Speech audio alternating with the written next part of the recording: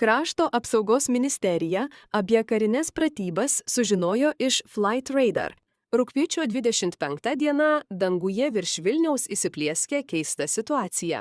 Didžiulis Vokietijos karinis transporto lėktuvas Airbus A400M Atlas bandė nusileisti sostinės oro uoste, bet niekada nesėdėjo, palietė kilimo tako važiuoklę, staigiai pakilo ir grįžo į bazę Vokietijoje.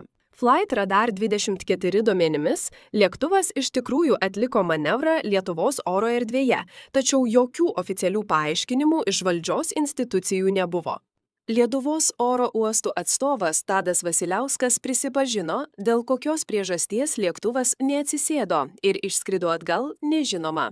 Tai reiškia, kad NATO karinis lėktuvas laisvai treniruojasi Lietuvos danguje, o vietos valdžia, įskaitant gynybos ministrą, net nežino, kas būtent ten vyksta.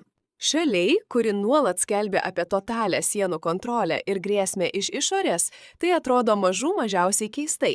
Dėl to susidaro įspūdis, kad Lietuvos politikai apie situaciją savo oro erdvėje sužino iš atvirų šaltinių, tokių kaip Flight Radar.